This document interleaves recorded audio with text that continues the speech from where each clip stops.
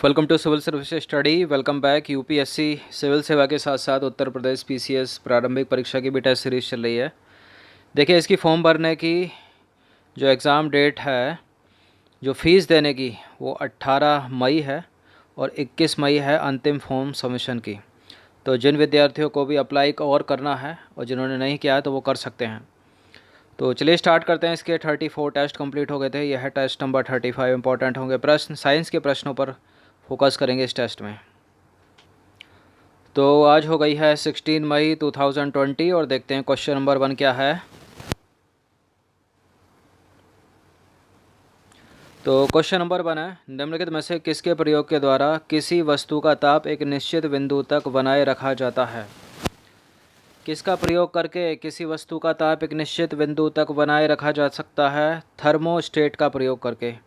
किसका प्रयोग करके? थर्मोस्टेट का प्रयोग करके।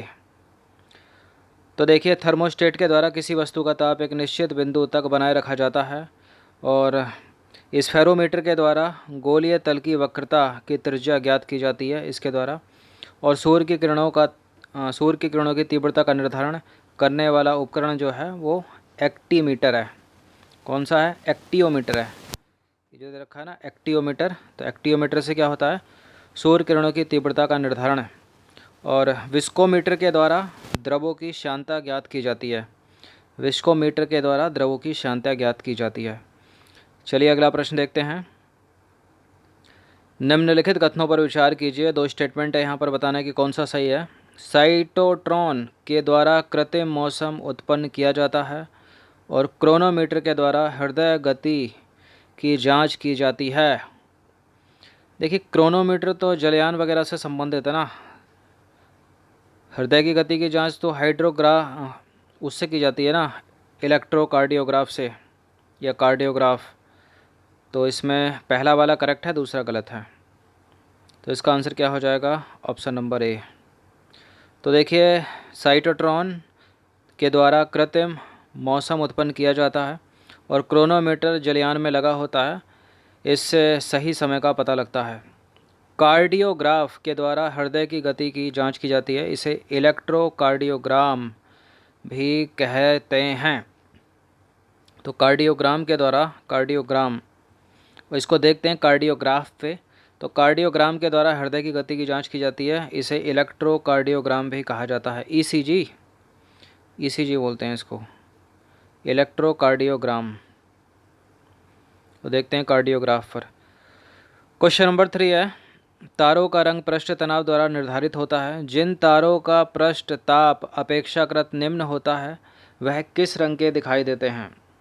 जिन तारों का पृष्ठ ताप अपेक्षाकृत निम्न होता है वे लाल रंग के दिखाई देते हैं। किस रंग के? लाल रंग के। तो देखिए, जिन तारों का ताप अपेक्षाकृत निम्न होता है वे लाल रंग के दिखाई देते हैं और उच्च पृष्ठ ताप वाले तारे जो हैं वो सफ़ेद रंग के दिखाई देते हैं, जबकि जिन तारों का पृष्ठ ताप अत्यधिक उच्च होता है वह नीले रंग के दिखाई देते हैं। क्वेश्चन नंबर 4 है, सूर्य के बाद पृथ्वी का सबसे निकट का तारा निम्नलिखित में से कौन सा है? सूर्य के बाद सबसे पृथ्वी का निकट का तारा है प्रॉक्सिमा सेंटोरी। कौन सा है? Proxima Centauri.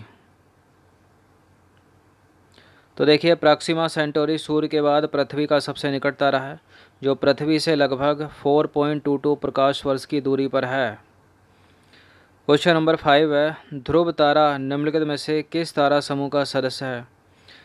किस तारा समूह का सदस्य है ध्रुव तारा? लिटिल वियर तारा समूह, या फिर सेंटोरस तारा समूह, या फिर ओरियन तारा समूह, या हाइड्रा तारा समूह? तो देखिए, यह है लिटिल वियर तारा समूह का सदस्य। इसका आंसर हो जाएगा ऑप्शन नंबर ए। तो ध्रुव तारा उर्स माइनर या लिटिल वियर तारा समूह का सदस्य है। ध्रुव तारा उत्तरी ध्रुव के ठीक ऊपर स्थित प्रतीत होता है और समय के साथ अपनी स्थिति यह नहीं बदलता, क्योंकि यह पृथ्वी के घूर्णन की धुरी मतलब अक्ष पर स्थित होता है। तो उत्तर में आपको दिखता है हमेशा। क्वेश्चन नंबर 6 है, निम्नलिखित कथनों पर विचार करें। 2 स्टेटमेंट है यहाँ पर, बताना कि इनमें से कौन सा सत्य है। देखिए, हाइड्रोजन बम नाभिकीय विखंडन पर आधारित होता है। सूर्य एवं तारों से प्राप्त ऊर्जा एवं प्रकाश का स्रोत नाभिकीय संलयन है। तो सूर्य एवं तारों से प्राप्त ऊर्जा का और प्रकाश का स्रोत नाभिकीय संलयन है, करेक्ट है। हाइड्रोजन बम भी नाभिकीय संलयन पर आधारित होता है, ना कि नाभिकीय विखंडन पर। जो परमाणु बम होता है वो नाभिकीय विखंडन पर आधारित होता है। तो फर्स्ट को एलिमिनेट कर दीजिए, केवल दूसरा करेक्ट है। तो देखिए, हाइड्रोजन बम नाभिकीय संलयन पर आधारित होता है। ये बम परमाणु बम की अपेक्षा 1000 गुना अधिक शक्तिशाली होता है। सूर्य एवं तारों से प्राप्त ऊर्जा एवं प्रकाश का स्रोत नाभिकीय संलयन है। देखिए, नाभिकीय संलयन में 2 या 2 से अधिक हल्के नाभिक संयुक्त होकर एक भारी नाभिक बनाते हैं और वह ज़्यादा ऊर्जा मुक्त करते हैं। क्वेश्चन नंबर, और नाभिकीय विखंडन में क्या होता है? एक नाभिक 2 बराबर हल्के नाभिकों में टूट जाता है। क्वेश्चन नंबर 7 है, नाभिकीय रिएक्टर में नियंत्रक छड़ के रूप में किसका प्रयोग किया जाता है?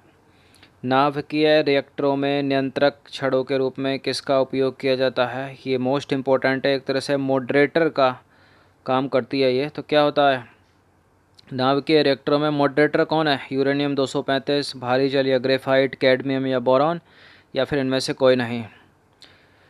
देखिए, यूरेनियम 235 जो है यहाँ पर, ये तो ईंधन हो जाएगा, और जो कैडमियम या बोरॉन की छड़ है वो मॉडरेटर है, एक तरह से देखा जाए तो नाभिकीय रिएक्टर में नियंत्रक छड़ के रूप में कैडमियम या बोरॉन छड़ का प्रयोग किया जाता है। इसकी सहायता से नाभिक के विखंडन के दौरान निकलने वाले 3 नए न्यूट्रॉन में से 2 को अवशोषित कर लिया जाता है। नाभिकीय रिएक्टर में ईंधन के रूप में यूरेनियम 235 का प्रयोग किया जाता है। बहुत पूछते हैं प्रश्न। अब देखिए, तथा रिएक्टर में मंदक के रूप में भारी जल या ग्रेफाइट का प्रयोग किया जाता है। तो नियंत्रक छड़ के रूप में किया जाता है किसका प्रयोग? कैडमियम या बोरॉन का।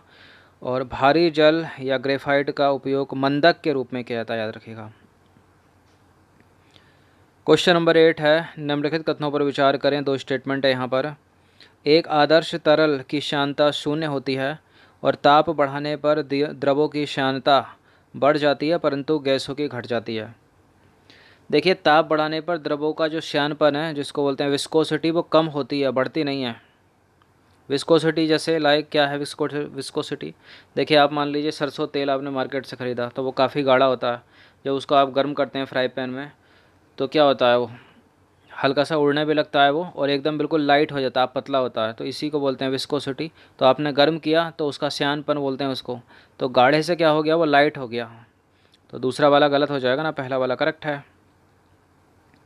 तो इसका आंसर हो जाएगा ऑप्शन नंबर ए। तो देखिए, एक आदर्श तरल की श्यानता 0 होती है। ताप बढ़ाने पर द्रव की श्यानता घट जाती है, परंतु गैसों की बढ़ जाती है। श्यानता तरल का वह गुण होता है जिसके कारण तरल के विभिन्न परतों के मध्य आपेक्षित गति का विरोध होता है। श्यानता का गुण केवल द्रवों और गैसों में पाया जाता है, ठोसों में नहीं। क्वेश्चन नंबर 9 है, गरम जो सूप आप पीते हो स्वादिष्ट लगता है, क्यों लगता है? इसके पीछे फिजिक्स है। क्योंकि पृष्ठ तनाव, सब में पृष्ठ तनाव है। गर्म द्रव का पृष्ठ तनाव, गर्म द्रव का पृष्ठ तनाव, गर्म द्रव का पृष्ठ तनाव, गर्म द्रव का पृष्ठ तनाव। 1 होता है, गलत है। 0 होता है, गलत है। इनमें से एक उत्तर है। ज़्यादा होता है, कम होता है? कम होना चाहिए ना। तो देखिए, गर्म सूप स्वादिष्ट लगता है क्योंकि गर्म द्रव का पृष्ठ तनाव कम होता है, अतः जीभ के ऊपर सभी भागों में वो अच्छी तरह से फैल जाता है। अब देखिए, पानी में मच्छरों के लार्वा रहते हैं, परंतु पानी में यदि आप मिट्टी का तेल छिड़क देते हैं या पेट्रोल छिड़क देते हैं तो उस पानी का पृष्ठ तनाव कम हो जाता है, जिससे लार्वा डूबकर मर जाता है। और जो मच्छर कल या परसों पनपने वाले होते हैं वो नहीं पनपेंगे, क्योंकि लार्वा से जो मच्छर बनेंगे वो तो लार्वा तो मर गया। तो देखिए, यह